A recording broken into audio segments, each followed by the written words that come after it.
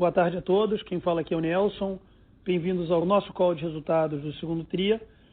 Agradeço a todos por participarem, principalmente o que eu estou vendo, que tem uma participação muito grande das pessoas que trabalham aqui na companhia. Eu sei que muitos de vocês são sócios. Então, turma, que bom que vocês estão participando. É sempre um orgulho ver o interesse de vocês em escutar o nosso call de resultados e, francamente, são vocês que estão gerando todo esse valor aqui. Então, nada mais natural do que vocês se interessarem muito e também participarem de toda essa geração de valor, essa criação de valor. Então, que bom. Para falar um pouquinho do nosso segundo TRIA, primeiro de um lado bem conceitual, o segundo trimestre da PetroRio foi muito bom. A gente novamente teve um TRIA superior ao TRIA anterior, numa sequência longa de TRIs históricos, vamos chamar assim, ou de TRIs que a gente vem batendo o nosso próprio recorde. Nesse trimestre aqui, o grande motivo essencialmente foi o campo de frade. No primeiro trimestre, a gente viu só um pouquinho do resultado de frade, haja visto que a gente concluiu aquela transação no final de março, então foram poucos dias. Por enquanto que para o nosso segundo trimestre, a gente viu toda a produção e todo o resultado do campo de frade, então isso explica em grande parte que tivemos um resultado tão expressivo. E adiantando, a nossa expectativa é que o campo de frade e os resultados da companhia continuem melhorando, conforme a gente vem implementando o nosso método de gestão eficiente. E aí o Roberto pode comentar um pouquinho mais adiante e o Francilmar também no final. Mas então, o TRI foi muito bom, como eu comentei, a gente teve o campo de frade no TRI inteiro. A gente também teve uma performance boa do nosso campo de polvo. A gente fez 2 cargas no trimestre, então o polvo contribuiu muito bem, é um campo que também tem um futuro muito promissor. A gente tem uma campanha de perfuração programada para o segundo semestre, ou seja, em breve temos a expectativa para que o polvo, mais uma vez, mostre toda a sua resiliência. Então, isso aqui é um grande foco nosso para a segunda metade do ano. E o campo de Manati continua operando muito bem. Aquele campo é um reloginho e estamos contentes com a performance dele, com a produção. Tem algumas questões em relação à demanda de gás da Petrobras do campo, que afetou seu resultado, mas no todo é um campo que vem entregando bem, só que é de uma forma curiosa. Esse campo que já representou tanto do ponto de vista de resultados e números da companhia, hoje representa cada vez menos devido ao nosso crescimento, apesar de que o campo ainda é muito importante para a gente. Então, concluindo um pouco o lado financeiro, a gente teve recorde em termos de receita, que me deixa muito contente. A receita do TRIA ela é mais da metade do que a receita que a gente teve em todo o ano passado. Então, isso aqui é excelente em termos de geração de caixa, o EBITDA, o free cash flow, a nossa produção, todos números muito bons, muito maiores do que qualquer outro número que a gente apresentou até agora. E o nosso lifting cost também foi o melhor que tivemos até agora. Então, essencialmente, números muito bons, muito positivos e que acreditamos que eles têm tudo para ser duradouros. Agora, eu gostaria de dividir com vocês alguns outros pontos que nos deixam bem contentes da performance da companhia. Um deles foi que recebemos recentemente um prêmio da Infomoney e do IBMEC como a melhor companhia de óleo e gás do período de 2016 a 2018. Então isso nos deixa muito contente e principalmente para todo mundo que trabalha aqui na companhia e que viveu esse período. Vocês se lembram como foi difícil e todo o esforço e sacrifício que a gente teve que fazer para superar os desafios e os obstáculos e continuar fazendo a companhia crescer. E, francamente, mesmo a gente tendo entregado um resultado muito bom agora, resultados são consequência. A causa é todo o esforço, toda a dedicação, toda a disciplina, todo realmente dar sangue e suor para a companhia ir bem. Então, esse prêmio, ele reflete um pouco o bom desempenho que a gente teve naquele período e é 100% por causa do esforço de cada um aqui dentro, todo dia, turma, muito bom. A gente já teve números positivos no passado, enfrentando muita dificuldade.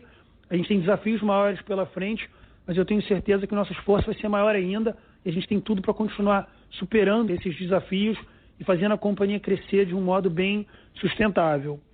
Um outro ponto que também me deixa bastante orgulhoso e vale a pena dividir com todos vocês é o fato que o nosso programa de estágio, de novo, ele conseguiu atrair um número bem grande de alunos interessados em estagiar aqui na companhia.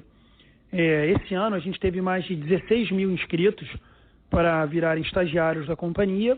a gente selecionou 15 ou 16, ou seja, algo bem concorrido. E até para vocês estagiários que talvez estejam participando aqui, para cada um de vocês tinham 1.000 outras pessoas querendo estar no lugar de vocês. Então, turma, a gente tem expectativa grande de vocês, contem com a gente para te ajudar, mas também vamos fazer essa companhia continuar crescendo. Pessoas são que fazem a PetroRio, então esse ciclo ele é muito virtuoso e esse daqui é um dos grandes motivos porque a companhia vem sempre crescendo, que são pessoas boas vindo trabalhar conosco. Só mais alguns pontinhos para finalizar. Vou comentar sobre a conclusão dos 18% aproximadamente no campo de frade da nossa aquisição com a Inpex. Essa transação a gente já queria que tivesse sido concluída, então a gente continua com a visão que ela vai ser concluída em breve. Todos nós estamos trabalhando arduamente para que isso aconteça o quanto antes, e a nossa expectativa é a mesma. E por último, que eu já comentei, a companhia está se preparando bastante para a campanha de perfuração de poços em polvo ainda esse ano.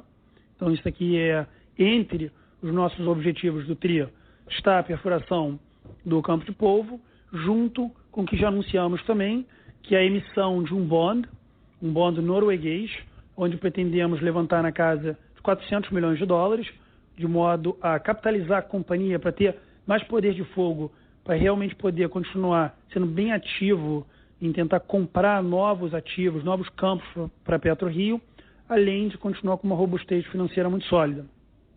Bom, eu vou passar a palavra agora para o Roberto, mas antes, eu acredito que todo mundo já viu a saída do Blenner Mayhew, que durante muitos anos foi o diretor financeiro da companhia, diretor financeiro RI. Então, Blenner, em nome de toda a companhia, eu gostaria de te agradecer por toda a sua contribuição para a companhia, que realmente foi muito apreciada, e desejamos a você boa sorte.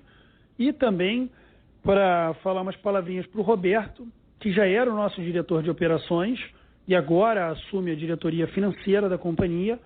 O Roberto já está na companhia há bastante tempo, praticamente desde o início da vida da PetroRio, sendo que o trajetório dele, ele já foi CFO no passado, ele tem um conhecimento íntimo com os números da companhia e já tem grandes planos ambiciosos para melhorar bastante a nossa área financeira.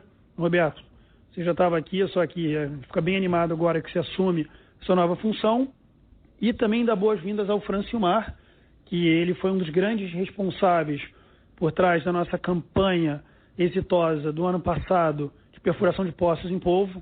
O Francilmar perdeu muitos finais de semana aqui se dedicando para ter certeza que aqui a nossa campanha fosse bem. Então, Francilmar, é isso. Bem-vindo ao seu novo cargo. Tem um grande desafio pela frente, mas temos confiança. Você está mais do que apto para entregar ótimos resultados e também virar mais finais de semana com sua turma agora, dado que a gente tem uma nova campanha vindo. Então, pessoal, é isso. Agradeço a todos por participarem e agora passo a palavra para o novo diretor financeiro da companhia, Roberto Monteiro. Obrigado. Muito obrigado, então, Nelson. Eu vou fazer aqui o último call à frente da operação. Então vamos lá, no slide número 3 eu queria começar falando dos destaques operacionais. Eu acho que o ponto principal aqui desse trimestre com relação à operação foi a transição de frade. Tudo aconteceu muito bem, a operação está andando bem, eu diria que está bem redonda, todas as sinergias vêm sendo capturadas de acordo com o nosso cronograma, até um pouco antecipadas com relação ao nosso cronograma. Nós mantivemos uma eficiência operacional alta, tanto em frade quanto em polvo, inclusive a eficiência operacional de frade nesse trimestre, foi a mais alta que nós registramos aí nos últimos, pelo menos 12 meses, com certeza. Então vem tudo andando muito bem. A campanha de polvo, nós estamos planejando para setembro, início dela em setembro. A sonda já está 100% preparada, está tudo já 100% preparado. E o que tem de novidade aqui com relação à campanha de perfuração é frade, que nós vamos ver mais à frente. Nós dividimos ela em 2 fases, enfim, e com a possibilidade de antecipação. Mas nós vamos ver isso daqui mais para frente um pouquinho.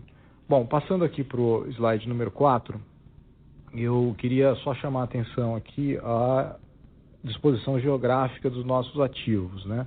Principalmente quando a gente leva em conta frade e polvo, a gente vê aqui uma proximidade dos ativos, e é essa proximidade que faz com que a gente tenha grandes sinergias operacionais, tá? Principalmente com relação à logística terrestre, marítima, aérea e assim por diante. Então, acho que para isso serve esse negócio, só para mostrar aqui um overview e para a gente entender um pouquinho de onde vem as sinergias. É muito relacionado à proximidade dos campos. Bom, quando nós passamos aqui para o slide número 5, com relação à eficiência operacional, a gente vê aqui frade com mais de 99% de eficiência operacional, então o campo rodando muito bem, já 100% na mão da PetroRio hoje em dia, e polvo também com uma eficiência operacional alta, né, 97,6% no trimestre. Nós tivemos alguns problemas de BCS, mas principalmente relacionados a VSD, que é a parte que não é a parte que fica dentro do poço, é a parte que fica em cima da plataforma. Isso reduziu um pouquinho a nossa eficiência operacional de polvo, mas nada gritante, quer dizer, nada problemático. A gente hoje já está com eficiência melhor do que isso. Mas frade, indo aqui para esse gráfico à direita, na parte superior, que eu acho que merece destaque nessa página. Se nós olharmos aqui, a gente vê uma estabilidade grande, né, de março em diante. Nós, em março, produzimos 19.200, fevereiro 19.100 barris, e em junho estamos produzindo 18.970 barris, 978. Em julho, nós ainda abrimos um dos poços que estavam parados em frade. Tinha 2 poços parados, um por conta de finos e um por conta de hidrato. Esse poço do hidrato nós conseguimos solucionar e reabrimos. Nós, ao longo do mês de julho, tivemos dias de produção aí de 20 mil barris, 19 mil barris alto. Então, eu diria assim, a operação em frade já está totalmente sob controle, e a gente está conseguindo, de alguma maneira, controlar bem esse declínio de frade, né, enquanto a gente vem com coisas de médio prazo, que também estão mostradas aqui nesse slide. Nossa intenção aqui em frade é, no médio prazo, fazer o que nós chamamos de water shutoff, uma injeção de polímero para contenção de água, né, para controle de água produzida, e também uma estimulação de poços, principalmente relacionada à limpeza do poço ou à eliminação de finos dentro do poço. Tá? Então, esse é o médio prazo assim, de frade, que deve ajudar a gente a manter esse declínio de uma forma bem controlada, enquanto a gente não começa nossa campanha de perfuração, que eu vou falar um pouquinho mais para frente. Bom, se a gente pula aqui para o próximo slide, com relação aos custos por barril, a gente vê $24 o barril, né? Esses $24 o barril mostra, de uma forma consolidada, mostra a importância de frade na nossa operação. Nós, dentro desse número, já temos aqui toda a parte de operação e manutenção e logística aérea toda incorporada, todas as sinergias incorporadas, né? Ainda tinham alguns custos transitórios dentro desses $24, como os custos de transição, que encerraram em agosto, né? E a logística marítima e terrestre, que ainda não estava capturada. Na verdade, a gente estava até pagando ainda algumas coisas em duplicidade por ter as duas empresas, e você tem cronograma de entregas de barco e assim por diante, mas agora, a partir de agosto, já está tudo rodando 100% otimizado. Então, a nossa expectativa é que esse custo ainda caia de $24 o barril de maneira consolidada. Deve chegar tranquilamente a esses $20 o barril em dezembro, que nós havíamos proposto no call de resultado passado. Bom, passando aqui para o próximo slide, que é o número 7, com relação à campanha de perfuração de polvo, não tem nenhuma grande novidade, além de que nós marcamos, né, e estamos planejando o início dessa campanha para setembro. São 4 poços, a possibilidade de fazer até 4 poços, obviamente são meio que contingentes, né, um a outro, então a gente vai evoluindo à medida que vai tendo sucesso, mas os alvos são os mesmos, mais ou menos 2 meses para cada poço e um capex estimado aí de 30 a 60 milhões de dólares. Bom, se nós formos aqui para a Frade, essa eu acho que é talvez a novidade, a campanha de perfuração. Nós temos um plano global de revitalização do campo, né? Um plano inicial de revitalização do campo de 4 poços produtores e 3 injetores, tá? Desse grande plano global, nós definimos aí 2 fases. A primeira delas, como a gente pode ver, um poço produtor e 2 poços injetores de água. Vamos lembrar que Frade hoje, a maior razão pela qual ele apresenta o declínio é a falta de energia no reservatório, né? É falta de água, efetivamente. Então, por isso, esses 2 injetores são tão importantes. E um poço produtor que já é de um reservatório conhecido, com descoberta, com tudo. Então, eu diria que risco bastante controlado.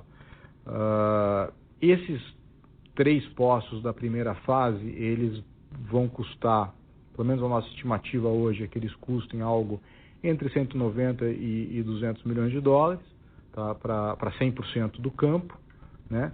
E o que é interessante aqui de nós fazermos esse investimento de forma faseada é que essa primeira fase a gente pode tentar antecipar para 2020, né? Eu diria que talvez meados de 2020 a gente deve estar com essa campanha de perfuração aqui já acontecendo. Obviamente tudo depende de sonda, equipamento, mas vai tudo sendo encaminhado e alinhado para que a gente possa chegar lá. Bom, com isso então eu vou passar para o Milton. Queria agradecer a todos, queria agradecer ao Nelson por essa possibilidade de voltar às origens e ir para a área financeira. E, enfim, boa sorte aqui ao Francilmar também, que a partir do trimestre que vem começa com a área operacional. Como o Nelson falou, o Francilmar já é prata da casa, está aqui desde o início da companhia, desde o início da PetroRio, desde antes do início da PetroRio. E, enfim, foi um dos grandes responsáveis aí o ano passado pela campanha de perfuração e assim por diante. Então, Francilmar, boa sorte.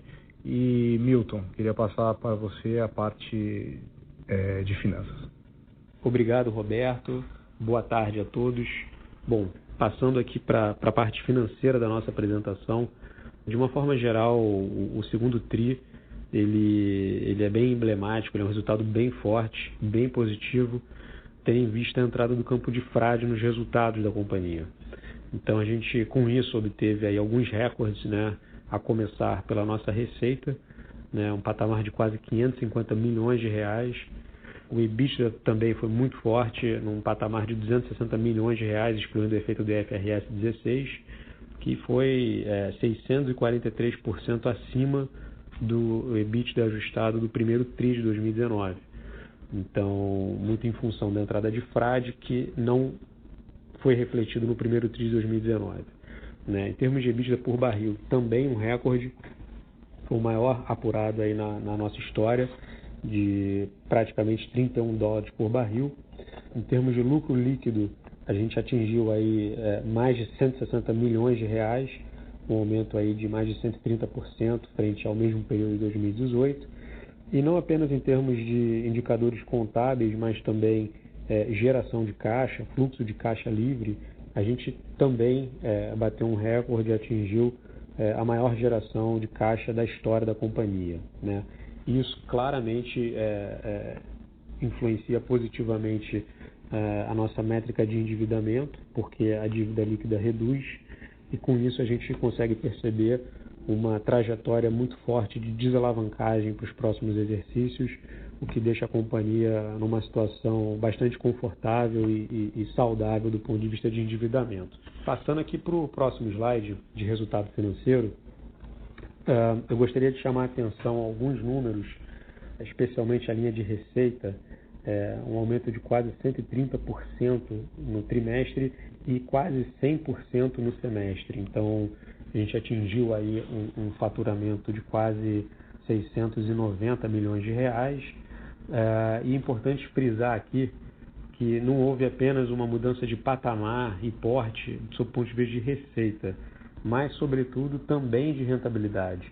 Então, se a gente pega aqui o primeiro semestre e o segundo semestre de 2019, excluindo o efeito do IFRS, para a gente fazer bem essa comparação, teve uma evolução de margem de 28% de EBITDA para 39%, né? 11 pontos percentuais de melhoria.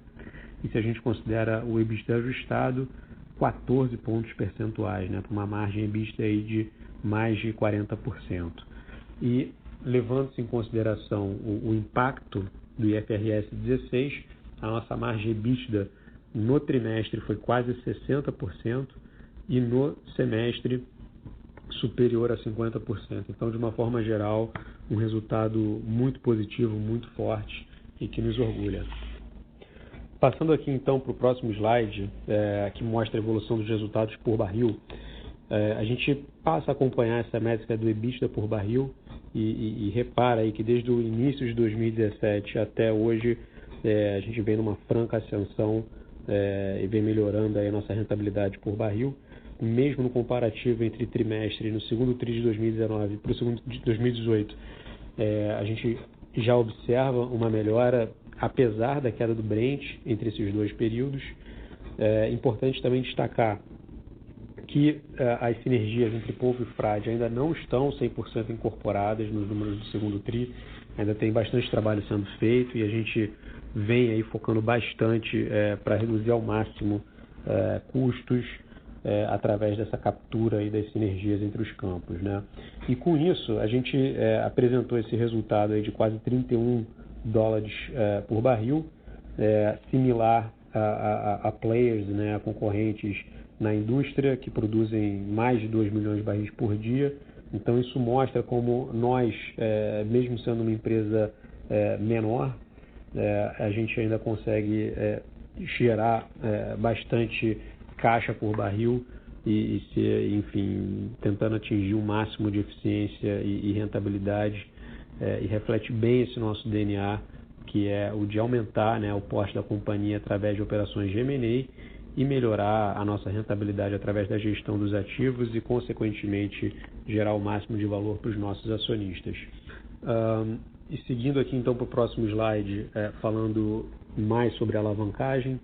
Bom, em 2018 a companhia não tinha endividamento relevante, por isso a gente observa aí uma dívida líquida negativa, e isso muda de figura a partir de 2019, com o fechamento aí da dívida do FINEP, ICBC e Chevron na aquisição de Frade.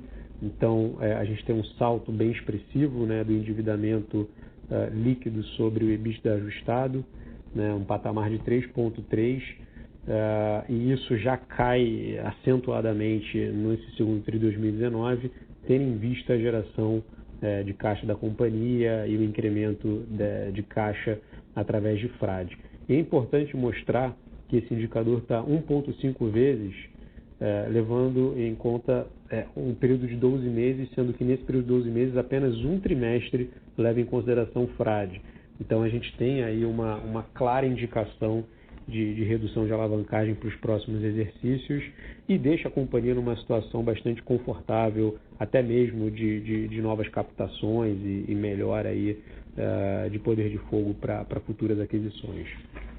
Então, indo para o slide seguinte, com relação a funding e as características, né, dos financiamentos que a gente vem obtendo, de uma forma geral, a gente vem aumentando muito o relacionamento com uma série de bancos, tanto nacionais quanto internacionais. A gente observa aí uma série de bancos se aproximando da gente, querendo cada vez mais fazer negócio, e a gente vem aí conseguindo também fechar alguns financiamentos a custos bem atrativos, como podem ser observados aí no nosso slide. E hoje, bom, a principal dívida da companhia é com a Chevron, através do Vendor Financing, num custo de LIBOR mais 3. A gente também fechou o PPE nesse ano, né, com a PetroChina e com o ICBC, sendo o ICBC o banco da operação, e um custo de LIBOR mais 3. Enfim, o ICBC que é um dos maiores bancos do mundo. E a gente também fechou recentemente, como já anunciado, um financiamento bem legal com a FINEP, voltado para inovação e melhorias no campo de polvo, que tem tudo a ver com o nosso case. E fora isso, a gente também tem acesso a linhas mais de giro e de curto prazo, com uma série de bancos parceiros, né? Então, seguindo a apresentação para o slide final, falando um pouquinho da duration. Hoje a nossa duration ela é relativamente curta, porque a maior parte da nossa dívida será quitada dentro dos próximos 2 anos através do Vendor Finance, e isso nos deixa, na verdade, numa condição bastante confortável, né, de redução de alavancagem e espaço para futuras alavancagens.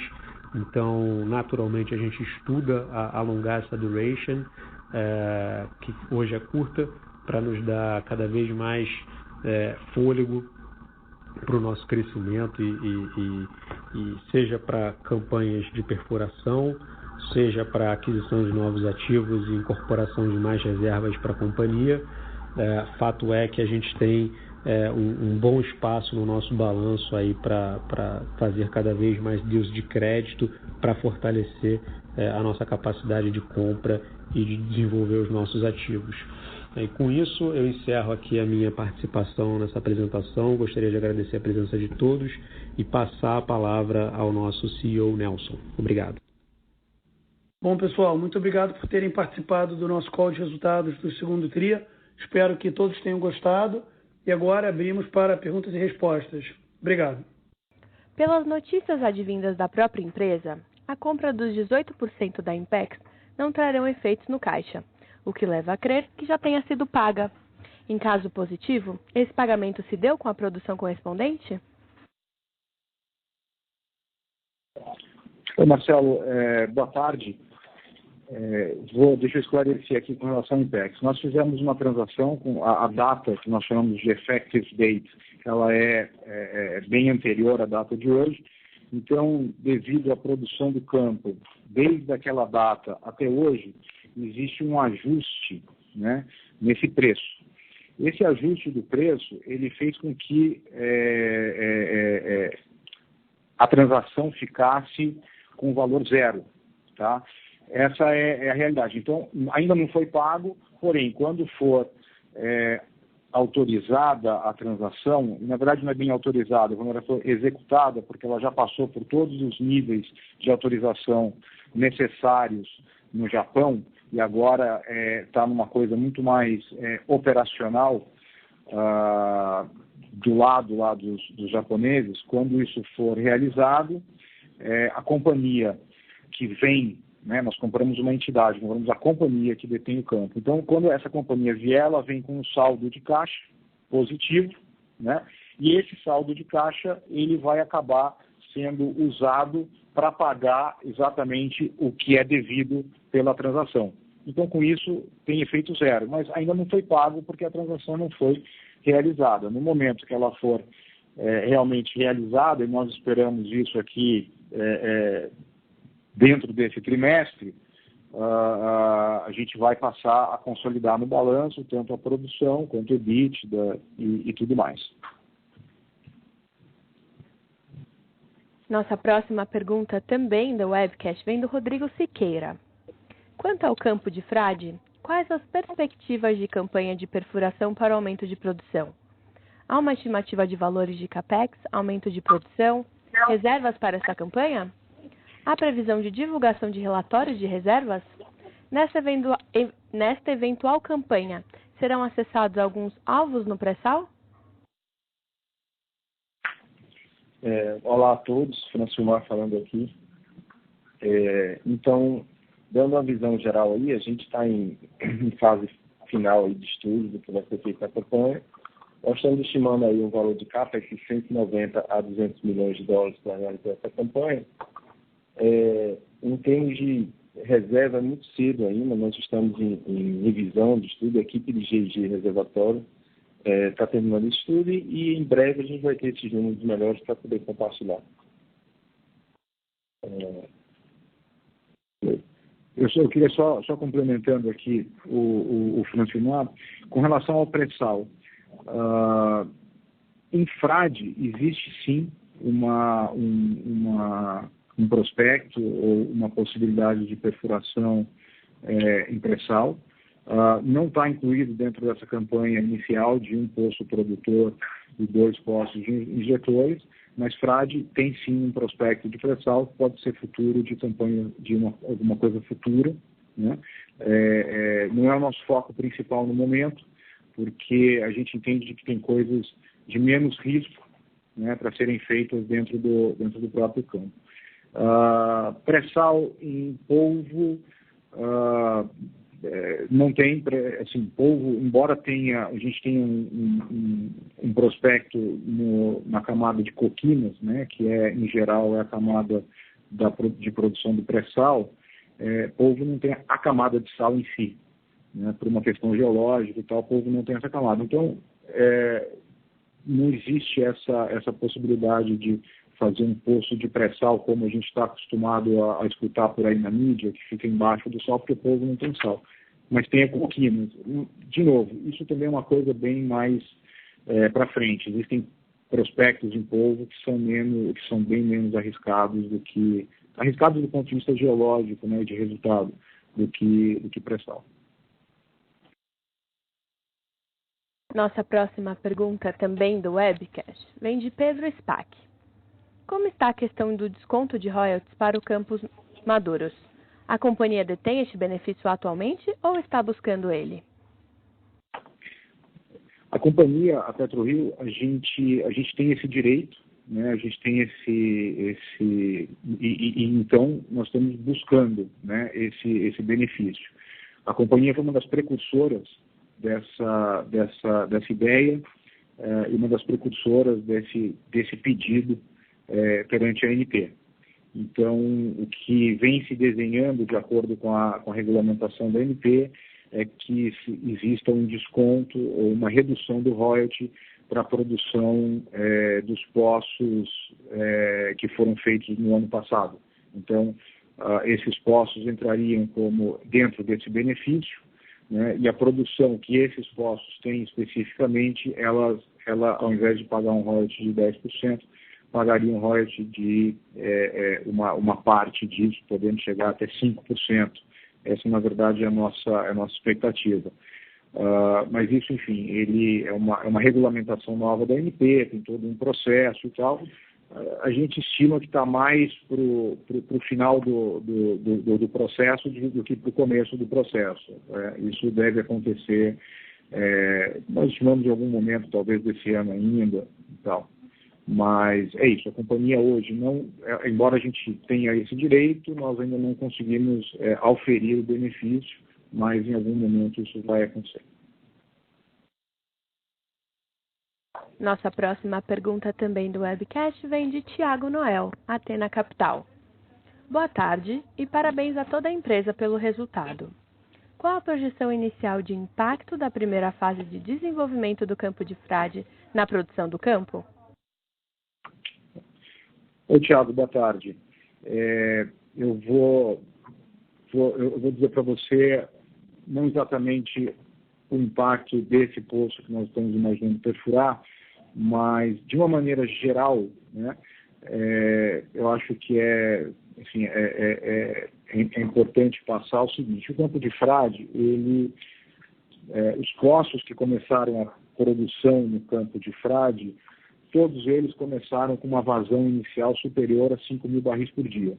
Tá? Eu não estou dizendo com isso que esse poço específico comece com 5.000 barris por dia, mas eu digo que nessa região, nesse reservatório, nessas oportunidades que foram perfuradas, todos os poços começaram com mais de 5.000 barris por dia. Tá? Com relação esse então seria o poço produtor, né? Os outros 2 poços injetores, ele não gera um aumento de produção instantâneo. O que ele faz ele reduz muito o declínio do campo, a taxa de declínio do campo. Para isso serve a injeção de água. Então, a gente não veria, vamos dizer assim, um aumento de produção no momento do início da injeção de água. A gente veria isso com o passar do tempo, com alguns meses de passar do tempo, que nós notaríamos, vamos dizer, um declínio, uma redução no declínio do campo. Tá? Mas no momento oportuno, que é quando nós realmente chegarmos ali com essa campanha toda desenhada e assim por diante, a gente vai voltar com esse assunto, seja de produção inicial, seja de vazões e assim por diante. Lembrando que a companhia tradicionalmente a gente não dá um guidance, né, muito preciso com relação à produção inicial dos poços, como a gente fez no ano passado, que a gente também não deu esse guidance, porque existem muitas incertezas dentro desse negócio, dentro desse projeto.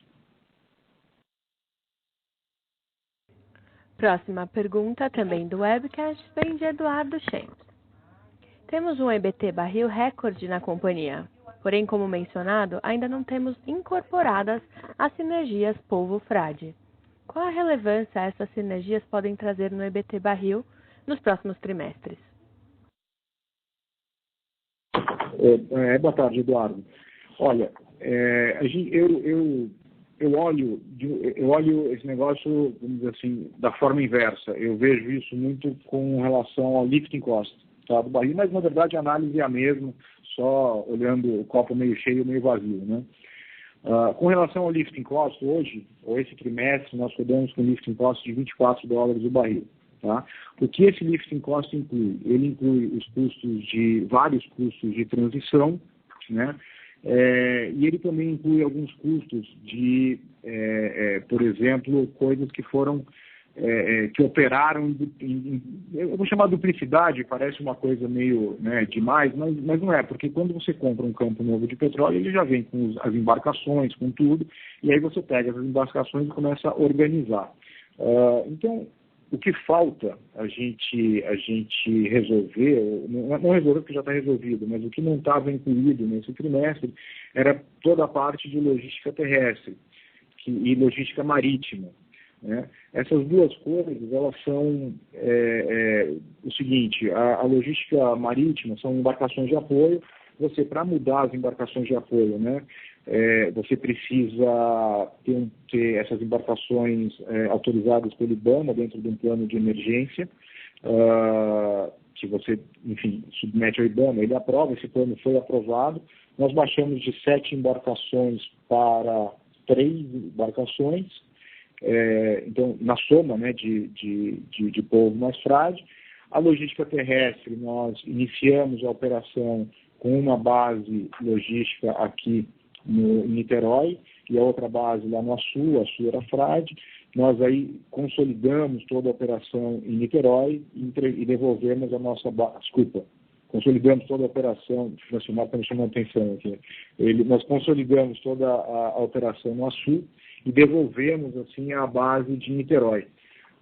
Então essas coisas aconteceram ao longo do trimestre. E depois tinha também os gastos de transição. A gente teve um programa de shadowing junto com a Chevron, onde nós operamos o FPSO com as pessoas da Chevron ainda embarcadas para garantir segurança, eficiência, assim por diante. Isso tudo acabou, né? E agora, ao longo do trimestre, e nesse próximo trimestre, a gente vai rodar sem esses gastos. Nossa estimativa é chegar em $20 o barril, mais ou menos, de lifting cost de forma consolidada. Nossa próxima pergunta, também do webcast, vem de Rodrigo Siqueira. Com relação ao processo de emissão de bonds que vocês já falaram, por favor, 1. Qual o status dessa operação? E 2. Qual a finalidade e destinação desses recursos? Obrigado, Rodrigo, pela pergunta. Bom, a gente já vinha falando, né, que a gente está estudando algumas alternativas de captação para a companhia, como dito aí pelo Nelson, nosso CEO, o bond com certeza é uma alternativa interessante para a gente. E, bom, eu diria que assim, um dos principais usos, né, dessa iniciativa seria para fazer justamente viabilizar aí a campanha de perfuração de frade, né, como foi explicado pelo Roberto. E em termos de status, tá? A gente está com uma documentação bem avançada. Nesse momento agora a gente está no período de summer break na Europa, Estados Unidos, então está aguardando o retorno do Summary e também aguardando condições de mercado, né? A gente depende de condições de mercado atrativas e com isso leia-se o Brent, né? O Brent, enfim, precisa dar uma recuperada, ele vem caindo nas últimas semanas, mas o importante é a gente estar pronto e, fora isso, né, a gente tem uma posição confortável de caixa. Então, a gente tem aí essa posição para escolher um bom momento para ir ao mercado. Mas o mais importante é a companhia estar pronta para sair e, com relação a isso, eu posso dizer que sim, a gente está bem avançado.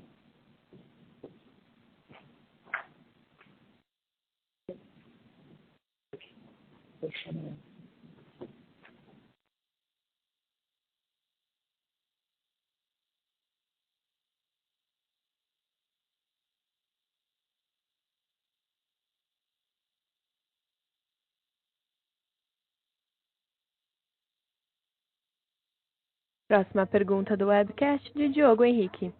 Qual o perfil dos ativos que vocês estão olhando? Campos menores? Campos que têm alta produção? Boa tarde, Diogo.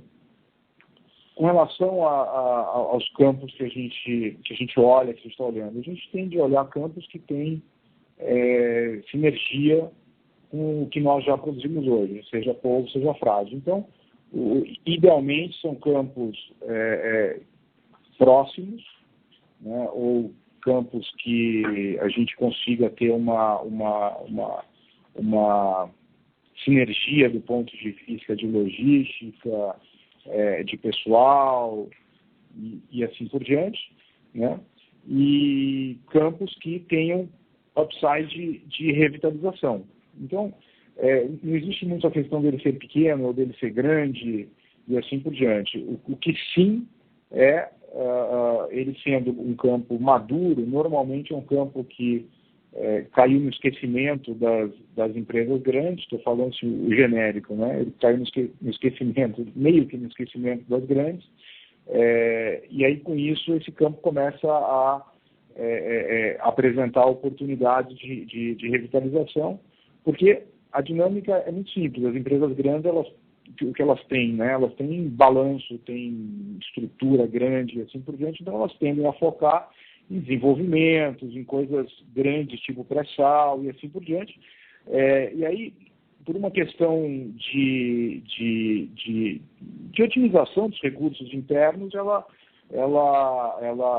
deixa um pouco de lado esses campos menores, e é aí que nós temos grande capacidade de agregar valor. Então, essa é a nossa busca, e esses são os campos que hoje nós temos, os tipos de campos que nós teríamos hoje no nosso pipeline. Obrigada. Encerramos neste momento a sessão de perguntas e respostas.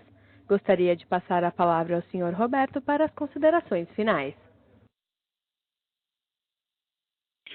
Bom, mais uma vez, então, eu queria agradecer a presença de todos no call de resultados da PetroRio. Esse trimestre foi um trimestre muito forte, muito interessante. Ele, mais uma vez, mostra a capacidade da companhia de gerar valor através da estratégia adotada de aquisição de campos maduros, revitalização de campos maduros e otimização de custos.